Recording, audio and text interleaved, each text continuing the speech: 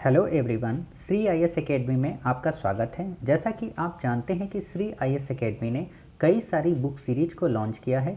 उसी book series के अंतर्गत हम एम लक्ष्मीकांत बुक को कंप्लीट कर रहे थे और उसमें हमारे 4 पार्ट आ चुके हैं, जिसके अंतर्गत हमने हिस्टोरिकल बैकग्राउंड को कंप्लीट किया था। आज ये हमारा 5वां पार्ट है, जिसमें हम मेकिंग ऑफ द कॉन्स्टिट्यूशन को पढ़ेंगे। तो चलिए शुरू करते हैं। जैसा कि आप जानते हैं कि जब 1935 का भारत शासन अधिनियम आ चुका था, तो उसके बाद भारतीयों के ये मन में आने लगा कि क्यों ना जब हमारा देश आज़ाद हो तो उसका जो संविधान बने वो हमारे द्वारा बने और हम लोगों के अकॉर्डिंग ही हो। हम उसमें उन डिमांड्स को फुलफ़िल कर सकें जो हम राष्ट्रीय आंदोलन के दौरान डिमांड कर रहे हैं। ठीक, तो इसी दिशा में बढ़ते हुए आपको पता हो कि 1934 में पहली बार एम.एन. राय नाम के महोदय ने ये कहा कि एक कॉन्स्टिट्यूशनल असेंबली का गठन किया जाए या एक संविधान सभा का गठन किया जाए, उसका विचार दिया। कहने का मतलब संविधान सभा क्या करेगी? संविधान सभा एक संविधान का निर्माण करेगी जो आज़ाद मुल्क के लिए एक नए संविधान प्रारूप को बनाएगी। ठीक, ये व्यक्ति कौन थे? ये एक कम्युनिस्ट लीडर थे। ठीक है, कम्युनिज्म क्या होता है, इन सारी चीज़ों को हम मॉडर्न इंडिया में कंप्लीट करेंगे। और फिर आप देखोगे कि 1935 में आईएनएससी यानी कि इंडियन नेशनल कांग्रेस ने पहली बार ऑफिशियली ये डिमांड किया कि हाँ भाई, एक कॉन्स्टिट्यूशन असेंबली की ज़रूरत है। ठीक, और आप देखोगे उसी दिशा में बढ़ते हुए 1938 में पंडित जवाहरलाल नेहरू ने ये कहा कि स्वतंत्र भारत का जो संविधान होगा या कॉन्स्टिट्यूशन ऑफ फ्री इंडिया जो होगा वो वयस्क मताधिकार के आधार पर चुना जाएगा। ऐसा उन्होंने क्यों कहा? उनका ये मानना था कि जो संविधान बनाया जाए वो बेसिकली भारत के सभी लोगों के द्वारा मिलकर बनाया जाए, ना कि उसमें कुछ सीमित लोग ही मताधिकार का प्रयोग करें या वो किसी एक पक्ष का झुका हुआ नहीं होना चाहिए। ठीक, तो आप देखोगे कि इसी दिशा में बढ़ते हुए उन्होंने क्या किया, एक प्रपोजल दिया। किसको? ब्रिटेन की गवर्नमेंट को, कि भाई साहब हम अपना संविधान बनाना चाहते हैं। तो उन्होंने कहा ठीक है, हम आपके इस प्रपोजल को एक्सेप्ट करते हैं। और आपको पता हो कि इस प्रपोजल को एक्सेप्ट किया गया था 1940 में, जिसे अगस्त ऑफर के नाम से जाना जाता है, या आप कह सकते हो जिसे अगस्त प्रस्ताव के नाम से जाना जाता है। आप यहाँ पे 2-3 चीज़ें याद रखिए, जैसे अगस्त प्रस्ताव, अगस्त घोषणा। अगस्त घोषणा आपको याद होनी चाहिए, ये किससे रिलेटेड है? भारत छोड़ो आंदोलन से। जब हम इंडियन नेशनल मूवमेंट पढ़ेंगे मॉडर्न इंडिया में तो वहाँ पे और अच्छे से इस चीज़ को क्लियर करेंगे। फिर आपको पता हो कि इसी दिशा में 1942 में क्रिप्स मिशन आता है, जो ये कहता है कि सेकेंड वर्ल्ड वॉर के बाद हम एक इंडिपेंडेंट कॉन्स्टिट्यूशन असेंबली का गठन करेंगे जो भारत में संविधान को बनाएगी। बट भारतीयों को ये क्रिप्स प्रस्ताव समझ में नहीं आया, या कह सकते हो कि भारतीय इस क्रिप्स प्रस्ताव से संतुष्ट नहीं हुए। संतुष्ट ना होने का कारण ये था, उन्होंने कहा कि भाई साहब, ये वादा तो आपने प्रथम विश्व युद्ध में भी किया था, बट आप उसे निभाते नहीं हो, तो अतः आप द्वितीय विश्व युद्ध के बाद नहीं, अभी अगर करना चाहते हो तो बताइए। तो उन्होंने किया नहीं। और आपको एक और चीज़ बता दें कि जो क्रिप्स का जो प्रपोज़ल था उसको लेकर मुस्लिम लीग ने मना कर दिया। मुस्लिम लीग का ये मानना था कि हमें 2 संविधान चाहिए या 2 संविधान सभाएं चाहिए, जो मुस्लिम लीग के लिए एक अलग कानून बनाए, अलग संविधान बनाए, और आईएनएससी इंडियन नेशनल कांग्रेस के लिए अलग। तो इन्होंने इस प्रपोजल को रिजेक्ट कर दिया और ये फिर रद्द हो गया। और आपको पता है कि इसके बाद भारत छोड़ो आंदोलन होता है, कई सारे अलग अलग एग्रीमेंट आते हैं, और लास्टली फाइनली क्या होता है, एक कैबिनेट मिशन भेजा जाता है जो ये कहता है कि हम एक कॉन्स्टिट्यूशन असेंबली का गठन करेंगे और 2 जो संविधान सभाओं की मांग है उसको खारिज करेंगे। बट यहाँ पे मुस्लिम लीग इस बात को मान लेती है। क्यों मान लेती है? क्योंकि इसने कुछ हद तक भारत विभाजन की संतुष्टि को पूर्ण कर दिया था। अब आपको ये पता हो कि कैबिनेट मिशन के क्या क्या प्रपोजल थे, ये सारे मॉडर्न इंडिया का पार्ट है, तो वहाँ पे हम देखेंगे। आपको बस इतना याद रखना है यहाँ पे कि जो कैबिनेट मिशन आया था उसने 2 संविधान सभाओं की मांग को ठुकरा दिया था। ठीक, लेकिन ये संतुष्टि प्रदान कर दी थी मुस्लिम लीग को कि आप परेशान मत होइए, आपके अकॉर्डिंग ही रूल बनेंगे। क्लियर? फिर हम देखते हैं कि संविधान सभा का जो गठन हुआ सबसे पहली बार, तो वो नवंबर 1946 के अंडर किया गया। किस मिशन के अंतर्गत? Cabinet mission. आपसे यहाँ पे क्वेश्चन पूछा जा सकता है कि भारत में संविधान सभा का जो गठन है वो क्रिप्स प्रस्ताव के तहत हुआ? तो बिल्कुल नहीं, कैबिनेट मिशन के अंतर्गत। अब हम ये देखेंगे कि इस कॉन्स्टिट्यूशनल जो असेंबली बनाई गई इसके मेन फीचर क्या थे या इसके अंतर्गत किस तरीके के प्रोविज़न किए गए। तो आपको पता हो कि इस टोटल कॉन्स्टिट्यूशन असेंबली की जो स्ट्रेंथ थी या जो सदस्य संख्या थी वो 389 थी, जिसमें 296 जो सीट्स थी वो ब्रिटिश एरिया से एलोकेटेड थी और जो 93 सीट्स थी वो प्रिंसली स्टेट से रिलेटेड थी। और मज़े की बात ये कि उन 296 सीट्स में 292 जो मेंबर थे उनका चयन जो होता था वो 11 गवर्नर्स प्रोविंसेस के द्वारा होता था और जो बाकी के जो 4 मेंबर होते थे उन्हें वहाँ के मुख्य आयुक्तों के प्रांतों के से किया जाना था। कहने का मतलब कि 292 का तो चयन होता था गवर्नर के प्रांतों के द्वारा और जो 4 होते थे उनका चयन होता था मुख्य आयुक्तों के प्रांतों से। क्लियर? इतनी बातें। दूसरा क्या है कि each province and princely state और groups of state in case of small states were to be allotted seats in proportion to their respective population. कहने का मतलब जितने भी प्रोविंसेस या प्रिंसली स्टेट थे उनको एक जनसंख्या में डिवाइड किया गया और ये जनसंख्या कितनी थी मानक में? एवरी मिलियन पॉपुलेशन, यानी कि 10 लाख लोगों की संख्या पर एक सीट को एलोकेट किया गया। क्लियर? तीसरा पॉइंट है seats allocated to each British province were to be divided among the 3 principal communities Muslims, Sikhs and general. आपसे क्वेश्चन ये भी पूछा जा सकता है कि जो एक कम्युनिटी डिवाइड थी वो मुस्लिम में थी, सिख में थी और हिंदुज़म में थी? तो बिल्कुल नहीं, मुस्लिम, सिख और जनरल के अंतर्गत सारे लोग आते थे, सिर्फ मुस्लिम और सिख को छोड़कर। चौथा पॉइंट है the representatives of each community were to be elected by member of that community in the provincial legislative assembly and voting was to be by the method of proportional representation by means of single transfer vote. कहने का मतलब कि प्रत्येक जो समुदाय थे उनके प्रतिनिधियों का चुनाव प्रांतीय असेंबली के द्वारा किया जाता था, ठीक, और उस समुदाय के सदस्यों के द्वारा किया जाना था। साथ ही इनका जो चुनाव होता था वो एकल संक्रमणी मत के द्वारा होता था, समानुपातिक प्रतिनिधित्व प्रणाली के अंतर्गत। अब आपके मन में आया होगा कि ये प्रोपोर्शनल रिप्रेजेंटेशन प्रणाली क्या है, तो इसको हम जब राष्ट्रपति की चुनाव प्रणाली पढ़ेंगे तो वहाँ पे देखेंगे, ठीक। अभी बस आप ये समझ लीजिए कि ये मतदान की एक तरह की प्रणाली है जिसमें आनुपातिक प्रतिनिधित्व की बात की जाती है। पांचवा है the representatives of the princely states were to be nominated by the head of princely state.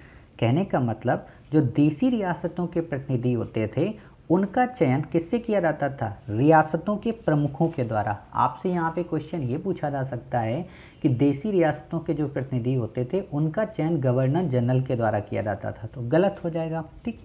फिर है is it this the clear that the constitutional assembly was to be a partially elected and partially nominated body।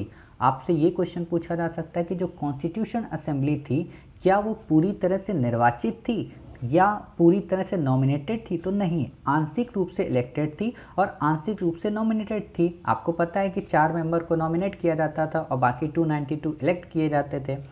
More over the members were to be indirect elected. आपसे question UPSC ने कई बार पूछा है कि जो प्रतिनिधि वहां पर गए थे क्या उनका इलेक्शन डायरेक्ट हुआ था? डायरेक्ट इलेक्शन और इनडायरेक्ट इलेक्शन का मतलब ये होता है कि जैसे आप देखोगे प्रधानमंत्री को हम लोग, वैसे तो प्रधानमंत्री का चुनाव नहीं होता, हम तो सीधे एमपी को चुनते हैं, ठीक, और एमपी लोग चुनते हैं प्राइम मिनिस्टर को, ठीक।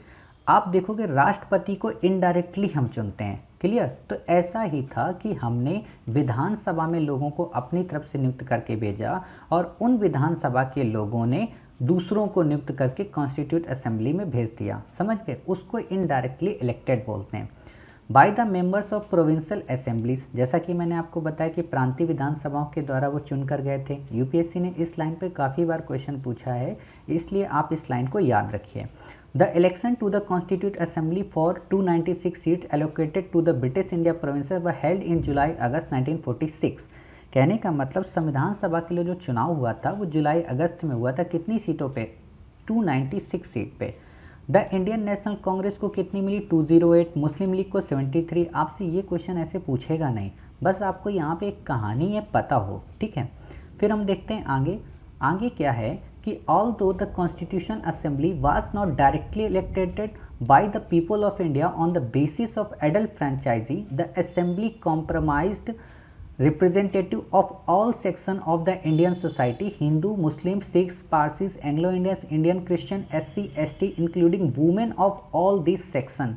कहने का मतलब कि जो संविधान सभा थी वो भले ही वयस्क मतदाताओं के द्वारा प्रत्यक्ष रूप से न चुनी गई हो, लेकिन इसमें सभी वर्गों का प्रतिनिधित्व शामिल था समाज के, जैसे हिंदू भी थे, मुस्लिम्स भी थे, सिख भी थे, पारसी भी थे, एंग्लो इंडियंस भी थे, क्रिश्चियंस भी थे, SC ST भी थे, और मज़े की बात यह है कि वुमेन ने भी इसमें पार्टिसिपेट किया था। आपको याद हो कि दुनिया के कई सारे ऐसे कॉन्स्टिट्यूशन हैं जिसमें वुमेन ने पार्टिसिपेट नहीं किया था, बट इंडिया के कॉन्स्टिट्यूशन में वुमेन ने भी पार्टिसिपेट किया। The assembly included all important personalities of India at that time with the exception of Mahatma Gandhi. कहने का मतलब कि कॉन्स्टिट्यूशन असेंबली में उस समय के सभी बड़ी सी बड़ी पर्सनैलिटी मौजूद थी, बट सिवाय कुछ लोगों को छोड़कर, जिनमें से महात्मा गांधी प्रमुख हैं। क्लियर? तो इस तरीके से हमने देख लिया कि किस तरह से संविधान सभा का कंपोजिशन किया गया। अब हम ये देखते हैं कि कॉन्स्टिट्यूशन असेंबली की कार्यप्रणाली क्या थी। कार्यप्रणाली के अंतर्गत आप ये देखोगे कि इन्होंने पहली meeting, first meeting on December 946 में की। द मुस्लिम लीग बायकॉट, आपको पता है कि मुस्लिम लीग ने बायकॉट किया था कि हमें एक अलग से पाकिस्तान चाहिए। और एक यहाँ पे इम्पॉर्टेंट फैक्ट आपको ये याद रखना है कि इस मीटिंग को जो पहली बार हेड किया था वो डॉक्टर सच्चिदानंद सिन्हा के द्वारा किया गया था, जो कि टेम्परेरी प्रेसिडेंट थे, यानी कि अस्थायी सदस्य थे संविधान सभा के। आप याद करो 1909 का जब हम एक्ट पढ़ रहे थे तो उसमें हमने एक नाम और पढ़ा था, सत्येंद्र प्रसाद सिन्हा का। वो क्या थे? वो वायसराय की परिषद में एक एसोसिएशन उन्होंने बनाई थी ला सदस्य के रूप में। क्लियर? तो ये बातें याद रहेंगी। दूसरी बात यह है कि राजेंद्र प्रसाद को स्थायी अध्यक्ष चुना गया था। क्लियर? इससे ज़्यादा आपको इसमें कुछ भी पढ़ने की ज़रूरत नहीं है। देखिए, जब भी आप पॉलिटी पढ़ते हो तो बेसिकली पॉलिटी कई सारे एग्ज़ाम्स के लिए होती है, यूपीएससी के लिए भी होती है, एसएससी के लिए भी होती है, पीसीएस के लिए होती है, बट हमारा जो पूरा उद्देश्य है वो है यूपीएससी। तो हम उतना तथ्यों पर ध्यान ना देकर उस स्टोरी पर ध्यान देंगे जिससे यूपीएससी क्वेश्चन पूछती है और आगे पूछ सकती है। क्लियर? फिर है ऑब्जेक्टिव रेजोल्यूशन। जैसा कि आपको पता है कि उद्देश्य प्रस्ताव को पंडित जवाहरलाल नेहरू के द्वारा लाया गया था दिसंबर 13, 1946 में। क्लियर? इसमें कई सारी ऐसी बातें थीं जिनको आज के हमारे प्रियम्बल में देखा जा सकता है। क्या क्या था आपको पता हो? The constitution assembly declares it firms and solemn resolve to proclaim India as an independent sovereign republic and to draw up for her future governance a constitution. यानी कि इसने भारत को एक स्वतंत्र संप्रभु गणराज्य घोषित किया और ये कहा कि भविष्य का जो प्रशासन है उसको चलाने के लिए हमें एक संविधान निर्माण की ज़रूरत है। दूसरा पॉइंट है where in the territories that now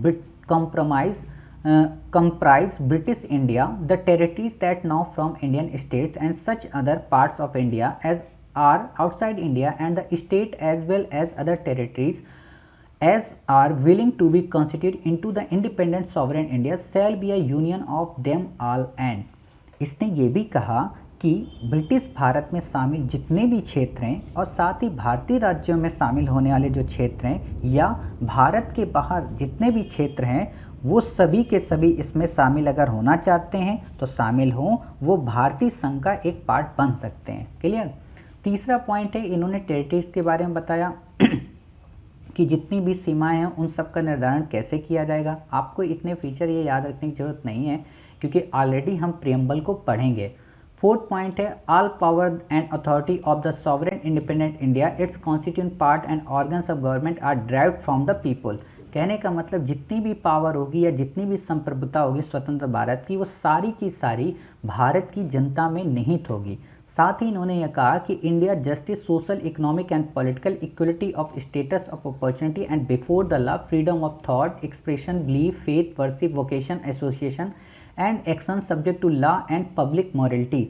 कहने का मतलब इसने कई सारी बातें की कि राजनीतिक स्वतंत्रता एवं सुरक्षा होगी, अवसर की समानता होगी, विधि के समक्ष समता होगी, विचार, अभिव्यक्ति, विश्वास, ये सारी चीज़ें हम प्रोवाइड करेंगे जब हमारा मुल्क आज़ाद होगा। ठीक। फिर इन्होंने कहा कि adequate safeguard shall be provided for minorities, backward and tribal areas and depressed and other backward classes. इन्होंने ये भी कहा कि वो लोग जो अल्पसंख्यक हैं, पिछड़े वर्ग हैं या जनजाति क्षेत्र हैं, उनको भी कई सारे सेफगार्ड हम प्रोवाइड करेंगे।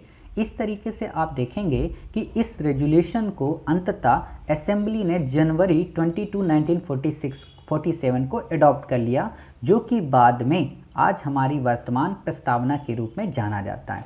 फिर आप देखोगे changes by the independence act, जो स्वतंत्रता अधिनियम आया उसको किस प्रकार चेंज किया गया। तो आपको पता होना चाहिए कि उस समय अप्रैल 1947 को जो 6 राज्यों के प्रतिनिधि सभा के सदस्य थे वो बन चुके थे। उन्होंने क्या किया कि जो ये डिसाइड किया कि जो 1947 का एक्ट है वो 3 तरीके का चेंज करेगा। क्या कि जो असेंबली बनेगी वो पूरी तरह से सॉवरेन बॉडी होगी। इसका क्या मतलब कि संविधान सभा के द्वारा जो भी कानून बनाया जाएगा, जो भी नियम बनाए जाएंगे, उस पर किसी भी प्रकार का ब्रिटिश गवर्नमेंट का हस्तक्षेप नहीं होगा। Clear. The act empowered the assembly to abrogate और alter any law made by the British parliament in relation to India. Clear. फिर आता है the assembly also become a legislative body, in other words two separate function were assigned to the assembly, that is making of the constitution for India and enacting of ordinary law of India.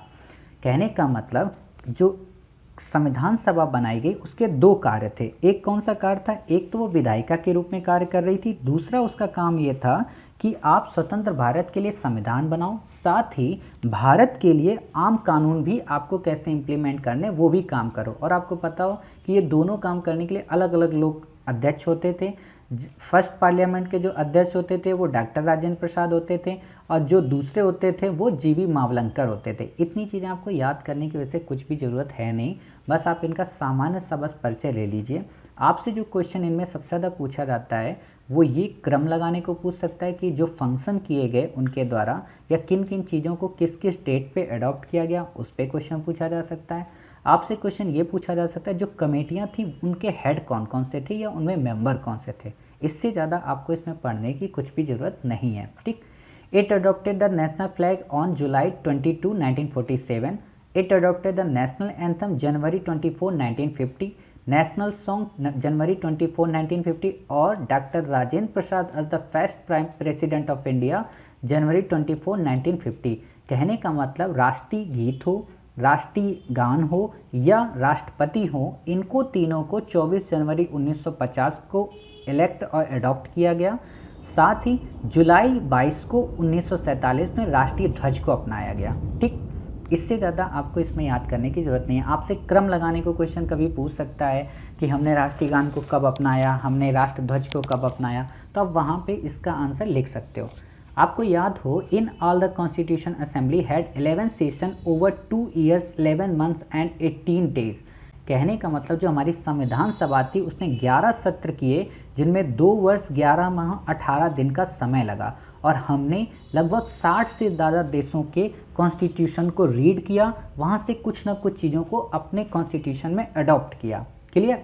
तो इतनी बातें हमने clear कर ली। और आपको पता हो on January 24, 1950 the constitution assembly held its final session. जनवरी 24 को 1950 में अंतिम जो फाइनल जो कॉन्स्टिट्यूशन असेंबली है वो मिली, लोगों ने साइन किया और 26 जनवरी 1950 से हमारा संविधान लागू हो गया। ठीक। आप देखोगे कि जो पहला हमारे यहाँ जनरल इलेक्शन होता है वो कब होता है? 1951 से 52 के बीच। आपसे यहाँ पे क्वेश्चन घुमा सकता है कि हमारा जो पहला जनरल इलेक्शन हुआ वो 1950 हुआ, या आपको योजना आयोग को लेकर जो पंचवर्षीय योजना आती है वहाँ पे भी ये क्वेश्चन आपसे घुमा सकता है। तो आपको याद होना चाहिए कि पहला जो जनरल इलेक्शन हुआ वो 1951-52 के मध्य हुआ। और आपको याद हो कि first prime minister of India कौन से थे? पंडित जवाहरलाल नेहरू। अब हम ये देखते हैं कि इस कॉन्स्टिट्यूशन असेंबली को बनाने के लिए कई सारी कमेटियों का गठन किया गया था। आपसे यूपीएससी ये क्वेश्चन नहीं पूछेगी कमेटियों की संख्या कितनी थी, आपसे क्वेश्चन ये पूछ सकती है जो मेजर कमेटियां थीं उनके हेड कौन से थे। तो आपको याद हो यूनियन पावर कमेटी के हेड जवाहरलाल नेहरू यानी कि संघ समिति के, यूनियन कॉन्स्टिट्यूशन कमेटी के भी जवाहरलाल नेहरू ही थे, यानी कि संघीय संविधान समिति। प्रोविंशियल कॉन्स्टिट्यूशन के कौन से थे? सरदार वल्लभ भाई पटेल। ड्राफ्टिंग कमेटी के doctor Bhimrao Ambedkar. Advisory committee on fundamental rights minorities and tribal excluded area Sardar Patel. Fundamental rights की उप समिति के कौन थे? जेबी कृपलानी। और माइनॉरिटीज सब कमेटी के एससी मुखर्जी। इससे ज़्यादा आपको इसमें याद रखने की ज़रूरत नहीं है। क्लियर? स्टीयरिंग कमेटी के कौन थे? डॉक्टर राजेंद्र प्रसाद। स्टीयरिंग कमेटी का मतलब होता है संचालन समिति के कौन अध्यक्ष थे। ठीक, आपको एक बात और बतानी है, वो ये कि आप में से जो लोग भी पॉलिटी पढ़ रहे हो तो 10 वीडियो राज्यसभा टीवी ने ऑलरेडी इस पे लॉन्च किए हैं भारतीय संविधान बनने के, तो आप उनको ज़रूर देख लीजिए। जब आप वो देख लोगे तो आपके अंदर एक इमेज क्रिएट हो जाएगी और आपको ये चीज़ें पढ़ने में काफ़ी मज़ा आएगा। मैंने उन वीडियो को इसमें क्यों नहीं डाला? क्योंकि कॉपीराइट का वायलेशन हो सकता था। तो आप प्लीज़ उन वीडियो को राज्यसभा टीवी से डाउनलोड कर देख लीजिए। ठीक, फिर अगला जो मोस्ट इम्पॉर्टेंट कमेटी है वो है ड्राफ्टिंग कमेटी। काफ़ी इंपॉर्टेंट है, आपसे क्वेश्चन पूछ सकती है और यूपीएससी ने ऑलरेडी पूछा है।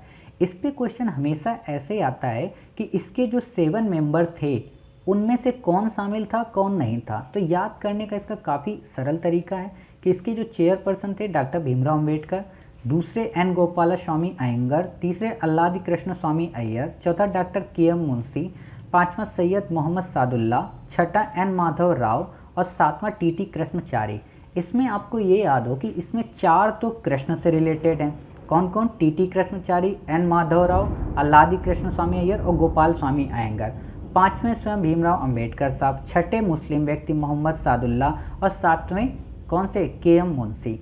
समझ गए? इनको आपको बस ऐसे याद करना है। इसका काम क्या था? इसका काम ये था कि अलग अलग देशों से जो संविधान की जो बातें आ रही हैं उनको हम अपने ड्राफ्ट में कैसे इंक्लूड करें, कौन से अच्छे फीचर्स लें और कौन से ख़राब फीचर्स हम ना अडॉप्ट करें। क्लियर?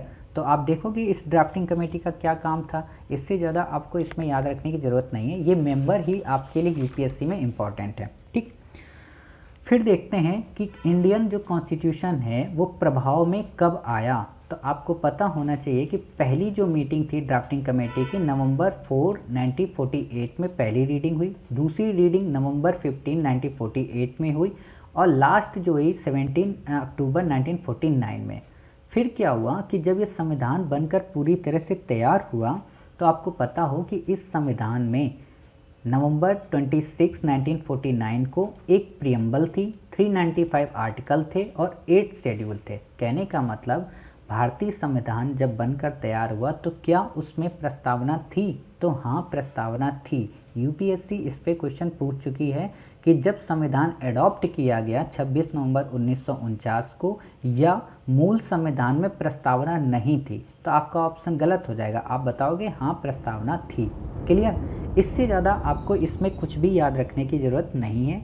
और थोड़ी सी कुछ शॉर्ट नोट्स हैं, वो ये कि जितनी भी प्रोविज़न थे, कुछ तो प्रोविज़न 26 नवंबर 1949 को ही लागू हो गए, बाकी जो आर्टिकल्स कुछ रह गए थे उन सबको कब किया गया? 26 जनवरी 1950 को। 26 जनवरी 1950 बेसिकली क्यों?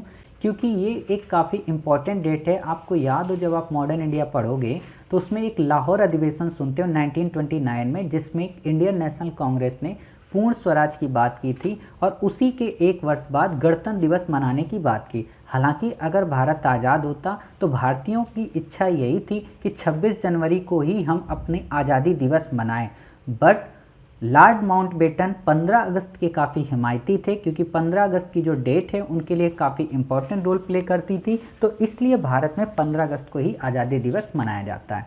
क्लियर? इतनी सारी बातें। फिर आप देखोगे कई सारे लोग आलोचना करते हैं किस चीज़ की? कॉन्स्टिट्यूशन असेंबली की। वो ये कहते हैं कि इस कॉन्स्टिट्यूशन असेंबली में किसी तरह का कोई बड़ा रिप्रेजेंटेटिव बॉडी नहीं थी या ये एक प्रतिनिधि निकाय नहीं थी। उनका यह मानना था कि जो लोग आए थे ना वो डायरेक्टली इलेक्ट होकर नहीं आए थे और वो पूरे भारत का समर्थन नहीं करते थे। तो ये आप समझ सकते हो कि अभी मैंने आपको बताया कि ये बात ठीक है कि वो डायरेक्टली नहीं आए थे, बट उसमें सभी समुदाय के लोग रहते थे। फिर उन्होंने कहा कि नॉट अ सॉवरेन बॉडी, ये एक तरीके की संप्रभु बॉडी नहीं थी। इनका कहने का मतलब ये था कि जो संविधान सभा बनी थी वो तो प्रपोजल था ब्रिटिश गवर्नमेंट का, बट आपको याद हो कि 1947 के अधिनियम में हमने 3 बातें डिसाइड ये कर ली थी कि जो कॉन्स्टिट्यूशन असेंबली बनेगी वो पूरी तरह से सॉवरेन होगी, उस पर किसी भी बाहरी सरकार का कोई दबाव नहीं होगा। तीसरा इन्होंने आलोचना की टाइम कंज्यूमिंग, इन्होंने कहा कि काफ़ी ज़्यादा समय ले लिया। तो आपको पता होना चाहिए जब हम अच्छी कोई चीज़ अडॉप्ट करते हैं तो टाइम तो लगता ही है। चौथी बात है डोमिनेटेड बाय कांग्रेस, ये सत्य है कि हाँ उस समय कांग्रेस के मेंबर थे, बट आपको पता होना चाहिए कि कई सारे मेंबर ऐसे भी थे जो अदर पार्टी के थे। ठीक। तीसरा है लॉयर पॉलिटिशियन डोमिनेशन, इनका मानना है कि ये वकीलों का एक तरीके से प्रभुत्व था इसमें और वकीलों ने अपने अकॉर्डिंग ही कॉन्स्टिट्यूशन बनाया। तो आपको ये भी पता होना चाहिए जब कॉन्स्टिट्यूशन बनकर तैयार हुआ तो ये सभी के हितों के लिए बना। छठा पॉइंट है डोमिनेटेड बाय हिंदूज, इनका मानना है कि इसमें सबसे ज़्यादा जो संख्या थी वो हिंदुओं की थी, तो उन्होंने अपने अकॉर्डिंग रूल बनाए। बट आप देखोगे कि सबके लिए समानता स्वतंत्रता का रूल लाया गया, ऐसा तो था नहीं कि केवल हिंदुओं के लिए वो रूल बनाए गए। तो आप ये देख सकते हो कि आलोचना करने वालों ने क्या क्या आलोचनाएं की। फिर लास्ट में हम ये देखते हैं कि कुछ इंपॉर्टेंट फैक्ट हैं, वो फैक्ट आपसे क्वेश्चन नहीं पूछेगा बट आपको अपनी मेमोरी के लिए याद रखना है कि elephant was adopted as the symbol of the constitution assembly, यानी कि संविधान सभा द्वारा हाथी के प्रतीक को मुहर के रूप में यूज किया गया। और बी.एन. राव संविधान सभा के सलाहकार थे। H V R. Iyengar was the secretary of the constitution assembly, यानी कि मुख्य प्रारूप जो संविधान सभा के सचिव थे वो एच.वी. आयंगर थे। एस.एन. मुखर्जी को चीफ ड्राफ्टमैन बनाया गया था कॉन्स्टिट्यूशन असेंबली का। फिर है प्रेम बिहारी नारायण रायजादा और उन्होंने कैलियोग्राफी की थी, यानी कि जो हमारा संविधान बना है उसको इटैलिक फॉर्म में रिटेन किया था प्रेम बिहारी नारायण रायजादा ने। और एक और बात कि original version was beautiful and decorated by artist Shanti Niketan including Nandalal Bose and Beohar Ram Manohar Sinha. कहने का मतलब इसे सजाया किसने था? शांति निकेतन के 2 आर्टिस्ट ने, नंदलाल बोस ने और दूसरे कौन से थे जल्दी बताइए? बियर राम मनोहर सिन्हा। फिर है Beohar Ram Manohar Sinha illuminated beautified and connected original preamble, इन्होंने जो ओरिजिनल प्रस्तावना थी उसको भी सजाया था, प्रेम बिहारी नारायण रायजादा ने भी किया था। The calligraphy of the Hindi version Vasant Krishna Vaidya ने किया। ठीक, इससे ज़्यादा आपसे क्वेश्चन इसमें पूछेगा नहीं, बस आपको ये याद रखना है। और एक और बात कि हमारा जो संविधान था वो मूलतः हिंदी में नहीं था, वो इंग्लिश में था। Originally the constitution of India did not make any provision with the respect to an authorised text of the constitution in the Hindi language. कहने का तो मूल संविधान में हिंदी भाषा में प्राधिकार पाठ के लिए कोई प्रावधान नहीं किया गया था, बट इसे 15th अमेंडमेंट के द्वारा, कॉन्स्टिट्यूशनल अमेंडमेंट के द्वारा क्या किया गया कि हिंदी प्रावधान इसका बनाया गया। तो इस तरीके से हमने ये देखा कि मेकिंग ऑफ द कॉन्स्टिट्यूशन कैसे हुआ। अगले पार्ट में हम ये देखेंगे कि हमारा जो प्रियम्बल है या salient features of the constitution है या हमारे संविधान की जो विशेषताएं हैं वो क्या थी, और उसके बाद हम प्रियम्बल को कंप्लीट करेंगे। उम्मीद है कि आपको लेक्चर समझ में आया होगा। तब तक अपना ख्याल रखिए, मिलते हैं अगले पार्ट में।